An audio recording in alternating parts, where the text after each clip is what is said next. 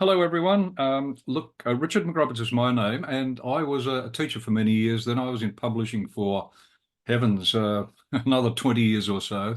And in the early 2000s, we came up with the idea of doing something as a literacy site for primary age children. It took a while to develop, but by the end, we'd moved from the 44 stories that we initially had, which are effectively now in this area, the extending literacy. And we moved on to finally having something like, I think from memory, 530 or 550 units of various kinds, a total finally of about 500,000 words. It doesn't look like it because, of course, we've left the interface as simple as possible. The design, of course, that you're familiar with, which is the three sub-libraries, preschool, F to 2, Foundation to 2, and 3 to 6, is where we ended up. It wasn't the way we originally displayed it, but if you're familiar with Ziptales, you'll be very familiar with this view. I'm, of course, pardon me, looking at the student view. There is the teacher view and the parent view and a librarian if you're a public library. But if we look at the student view, that's probably the best place to start. And let me just sort of talk you through some of the things we did.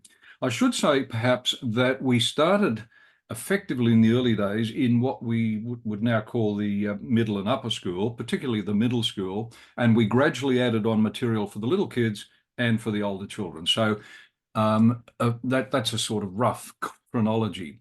So in preschool, of course, we have things like this, which I'm sorry, I don't know how much you know, so I'm sort of assuming that I'll start from a base level and then build it up as quickly as I can. So for the little kids, we've got things like my first words. I won't do this for everything because it'll take too long, but things that are appropriate for those children. I'm just going to show a screen. Nursery rhymes, which oddly enough is quite an interesting one, because while it seems a silly thing to do, in fact, rhymes are terribly important, not only because of phonics, but also because they're so familiar to kids. So where we have this sort of thing.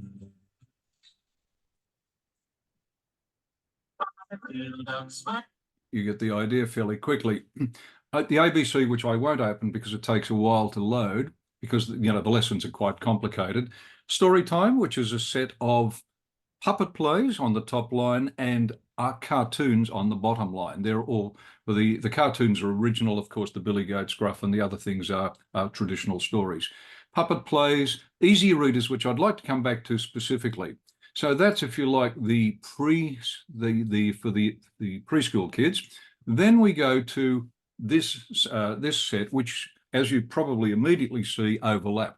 So you also have ABC story time and the things that you might have seen a moment ago, but you'll also have things like timeless tales, in which we essentially present stories in graphic novel form, and you can see some of the titles there. As always with Ziptales, there is lovely art and there are voiceovers, professional voiceovers, pardon me. Also in this area, we have junior readers, which is for children who've learnt to read and who therefore are probably in grades 3 and 4 or thereabouts.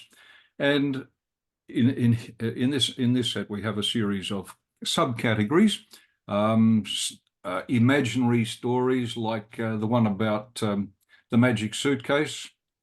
The magic suitcase, which is a little fantasy story and other things. If I move finally, therefore, to the extending literacy library, which is quite a big one, the overall rationale here is a sort of genre breakdown. So animal story, adventure stories, animal stories, choose your own adventure stories, comedy stories, etc. So if we look at one particular category, we have here a set of stories. I'll come to our reading scheme shortly, but I'll just note that the various stories that you have here are at various levels. They tend to be, of course, in the middle school. They're not for the little kids because they assume that the children can actually read already to a reasonable stage. You'll notice at the top, Zip Stage 5, we have a 10-stage reading scheme, which I'll map or comment on shortly. But just a quick... Dr. Wow in Atlantis. Click through this one. The lattice rattled and sorry, fish swarmed Was I right? Or what? at the end of tell that to them. See? at the Satisfied? at the end of the Billy story, opened his eyes. I'll come out of that. At the end of the story, in each case, through the main library of Ziptales, there are interactive comprehension tests, which is what you just saw. And I'm sure if you've used Ziptales, you'll be familiar with that. So the other thing I'd like to quickly mention in passing is the advanced library, because while all of these stories are effectively for, if you like, the middle school, we were asked in recent years if we should why we didn't have material which was challenging for older kids who were actually very good readers. And so on the basis of that, we added another amazingly another 100,000 words. What you're looking at there is the so-called advanced library, which is really for children 3, 4, probably 5, 6 mainly, whose reading skills are quite advanced. So if we take, for example, the category of mystery, inside that and there are no voiceovers, by the way, this is not a mistake, so I don't have to try and suppress that. But if we look, for example, at this particular story, it's a retelling of the famous Conan Doyle story, The Dancing Men. I'll just quickly open this, and you can see immediately this is for more able students. Notice we're talking Zip Stage 10, which is the 10th of the 10-stage schema. In this, we therefore have a double spread layout. We have lots of text. The text is not controlled artificially. In other words, it's largely what Conan Doyle originally wrote with some simplifications. There's still art, but in fact, as you can see, it's quite a complex story. The format, however, is exactly the same as the rest of the main part of Ziptales, where you eventually, if you've got through the story, which from memory, this story is about 4,500 to 5,000 words, so quite a big story. And at the end, you have, as with all the others, the multiple choice answers. I'll just go back to that page and quickly show you the other one. So the fill the gaps, effectively a controlled close. It's not a random close. It's controlled insofar as the test items are largely nouns, verbs, adjectives, that sort of thing. And in other words, it's the content items. And the multiple choice is, of course, the sort of thing that you might expect. So I just wanted to note that the advanced library is itself a very large resource. You notice it also has some non-fiction categories here. So that's worth noting past. But what I suppose I'm coming to, in a sense, is to suggest that the variety of reading available on Ziptales is appropriate for children from K, effectively Foundation K, 1, 2, right through to grade 6 and beyond. The most challenging of our stories certainly would be testing for very able readers. All right, I'd like now to talk specifically by going back to, let me just go back to the section where we're looking at for younger children, because one of the things that I think is important is that we deal with the slightly controversial subject of phonics, and I'd like to quickly refer to that. Ziptales is not a phonics reading scheme. I need immediately to say that's not its point. It was never designed that way. However, as we developed the library, the Ziptales library, we realized that phonics was a really important part of what teachers, particularly at F1, 2, need to teach. It's mandated. It's now recommended, of course, by all the education departments in the various states. All right, how to teach it. We thought on the basis of some discussions about this with our educational consultant that the best thing to do was to try and simplify it into the major phonics categories, and to then set up a series of Dr. Seuss type funny verses which exemplify each of the major phonic ideas. So if we take, for example, short vowels, we are looking at teaching the concept of the letter that represents the graphophonic representation of a particular sound. And that then comes down to something like the short vowel A. So if we open this up, let's have a quick look at this. Bad cat. Dad was mad. Dad was mad at Max the cat. Max the cat was being bad. I won't go any further than that because you get the idea immediately. So essentially, in that little story about a naughty cat, children are being presented, I think from memory, with the short vowel a, as in cat, something like 83 times. The text itself is only 40 times in a text of 80. I'm trying to get this right. So there's material there for phonics, and that then cross-references to something that we added in only last year on the basis of revising Ziptales. We added in material for teachers. And here I'd like to jump across to, sorry, I'm probably doing this a bit too fast. I'm sure you know about the teacher dashboard. You really need to know about the teacher dashboard.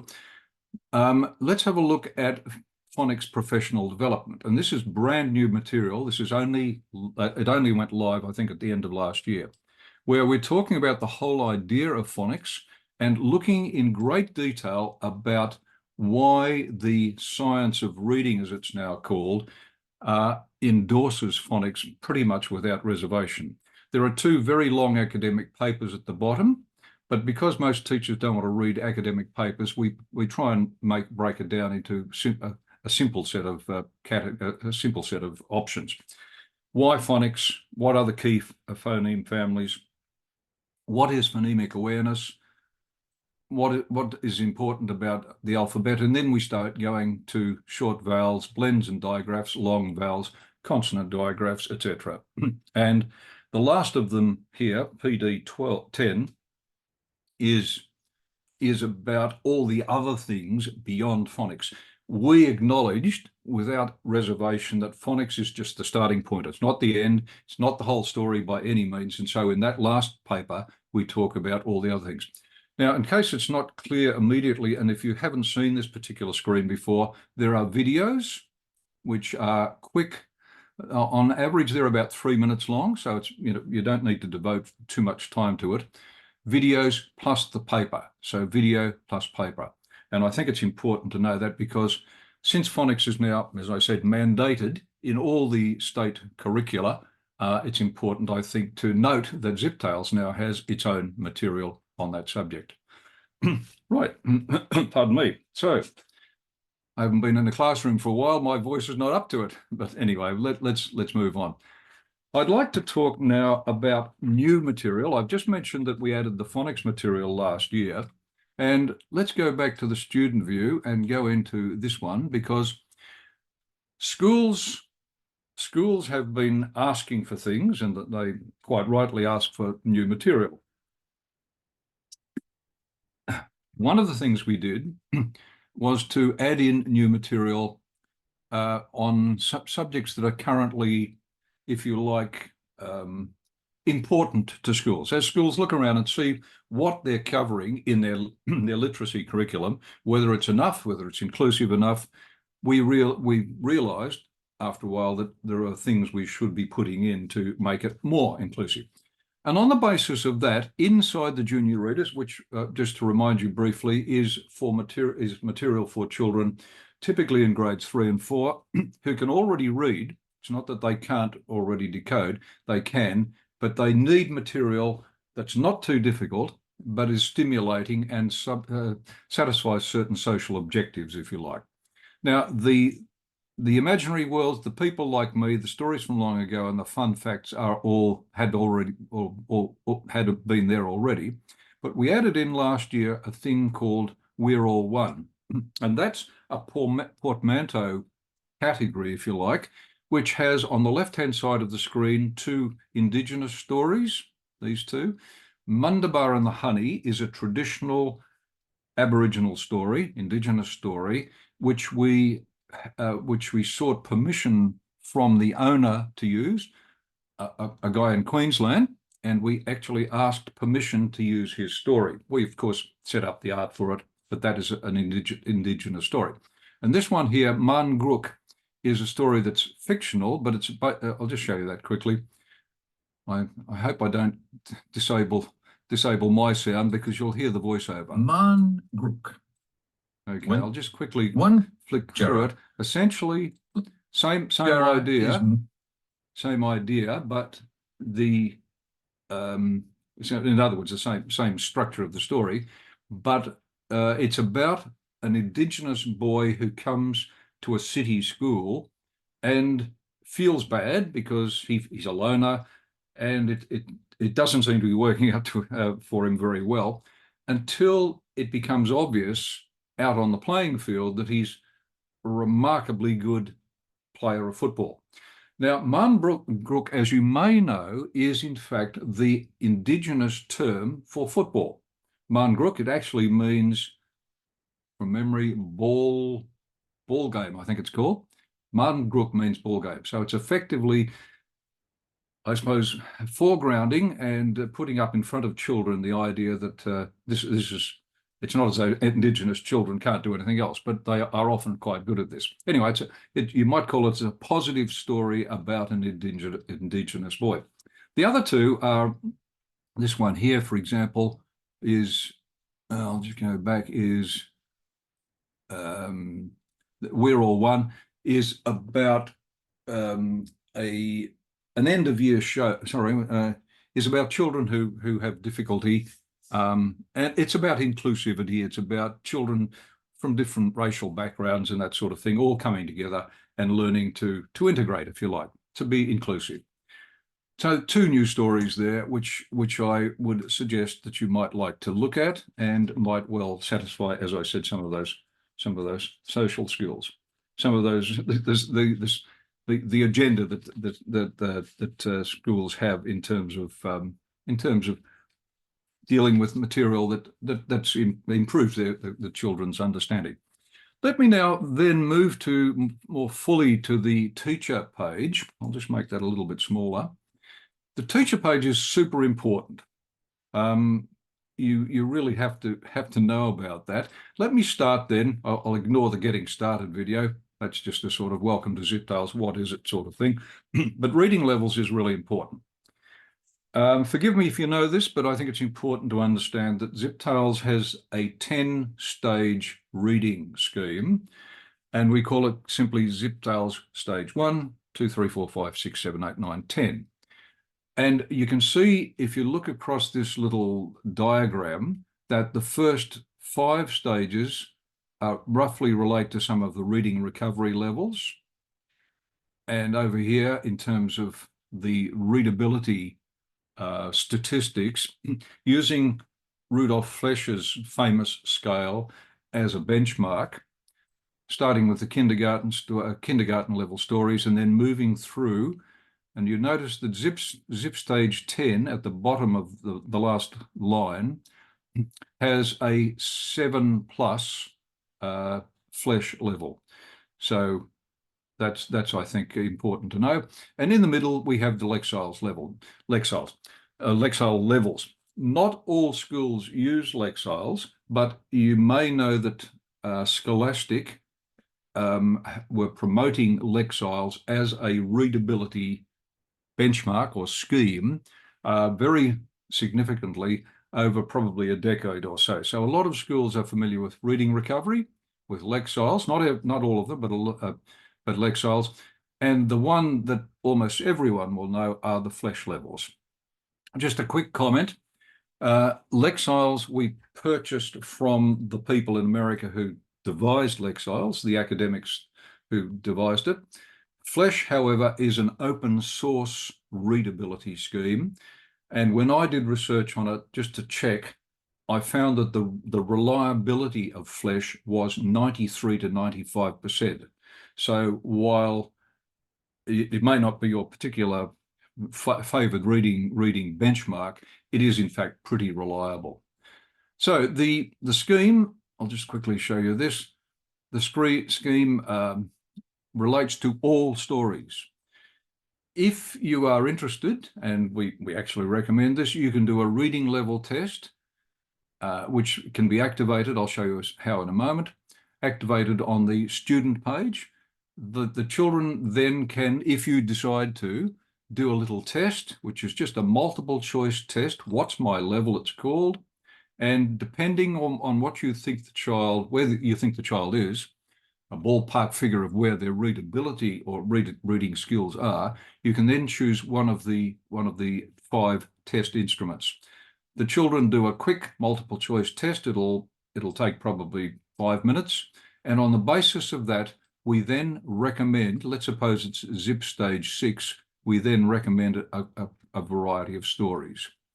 So important to know that, because the scheme, the reading scheme or the readability scheme, is really the underpinning. It's the invisible background behind everything.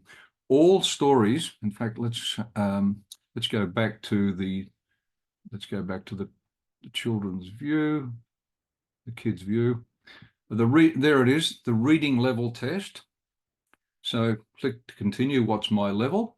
I won't go into it. It's explained on the website in some detail. And the Zip Stage stories list is this one here. So if we, for example, look at Zip Stage 6, which is very roughly 3-4, there are all the stories, one after the other, and they're all live links. So if you think Zip Stage 6 is an appropriate level for your class, and you go through the summary of what the stories are, and you think that, let's suppose, I'm trying to find one that's an appropriate one. Mad Tom, for example, if you think that's an appropriate story, it's a sort of funny horror story, if you like. And if you think that's an appropriate one for your children to read, you can click on it and there's the story. It's a link straight through. So just to summarize, I'm trying to remember how many stories we've got on it. I think it's 300, roughly 300 stories, very roughly 300 stories, and all of them are mapped to the readability scheme. Stage 1, I'll just quickly show you. Obviously, they're for the little kids. Stage 10, they're the complicated stories for the kids who are really very good readers. So it's very important to know about those things and to understand how the readability scheme underpins everything on Ziptales. It's quite important to know that it's not an open scheme. It's not random. It's not come into the library and find a book that you think is appealing. It's from a teacher's point of view, how skillful is this child? Is he or she quite good at reading or needs a little bit of help? And on the basis of the teacher's judgments about that, you can then refine it to saying, okay, this is the rough level the child's reading at. Here are the stories in that level. Which of those stories do you think are interesting? And then you've set the child off to read. The other thing I'd like to do before finishing off this sort of, pardon me, overview is the other things. So far I've been talking as if Ziptales was nothing but stories. Pardon me. But it's not. It has a number of other things which we've added in over the years. So it has poetry, rhyme time. It has a series of interactive make and do projects. It has interactive puzzles. It has skill builder lessons. It has a story making machine. It has material on writing. It has NAPLAN style test emulation tests, and it has a number of curriculum related lessons. Of all those, I'd like to hone in quickly on 3 of those. First of all, skill builders. When teachers at most levels, probably not the early levels, but once you get to 3, 4 and thereafter, teachers are constantly thinking, how do I make a particular thing make sense? So let's suppose one of the problems, a recurring problem every year, obviously, is something like apostrophes. In Ziptales, we have a whole lesson on apostrophes. What are apostrophes? Learning about apostrophe. And how do they work? And how does it all, what do you need to know, basically?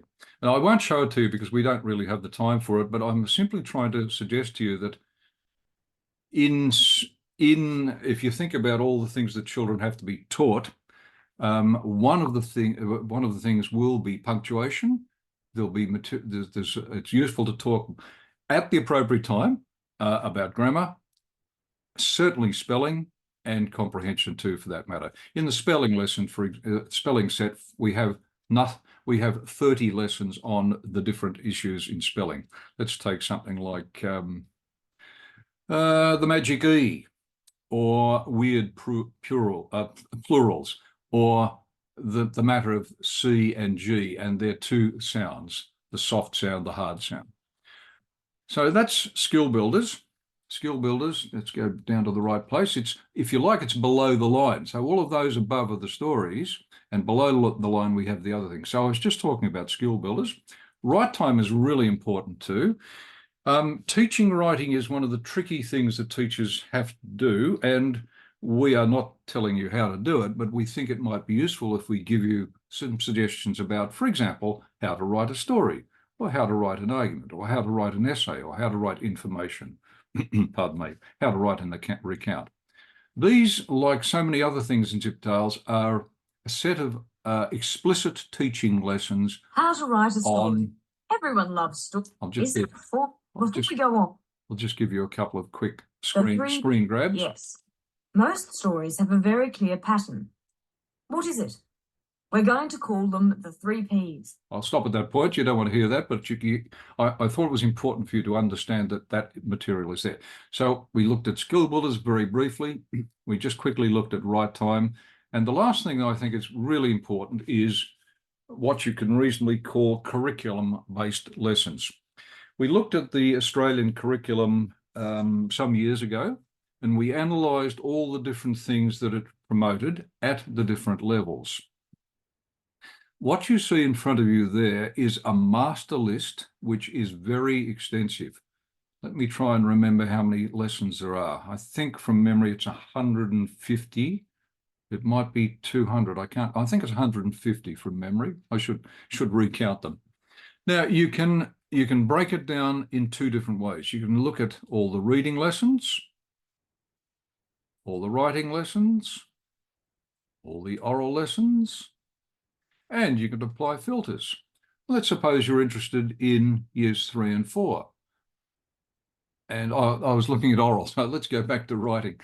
So years 3 and 4 over here, writing is our category, and they are all the writing lessons for years 3 and 4. If we want to hone in and look at, I don't know, punctuation, there's one lesson, asking questions and so on. But anyway, it's really important to know that that's there. So there are all the lessons. There are all the lessons, then the reading lessons, the writing lessons, the oral lessons. Let's go back. So effectively, just to sum up, Ziptales, pardon me, has lots of material. I think I said at the outset, when we counted up finally, it added up to 450,000 words, which is largely stories. And when it's not stories, it's lessons. And when it's not lessons, it's things like cartoons or interactive puzzles or whatever it may be. On top of that, of course, all the worksheets. I probably don't need to mention this, but I'll quickly finish by saying the worksheets, and there's an analysis of Ziptales using theme units too, but the worksheets are all there. So, for example, what was Dr. Wow in Atlantis? Adventureland, Dr. Wow in Atlantis. There's one of the two worksheets, and the other worksheet is this one here. This is a grades 3 and 4 type story. Right, so I think that's probably about enough. And I think if I could now perhaps pass it over to you and ask if there's anything that you'd be interested to hear about or to ask questions.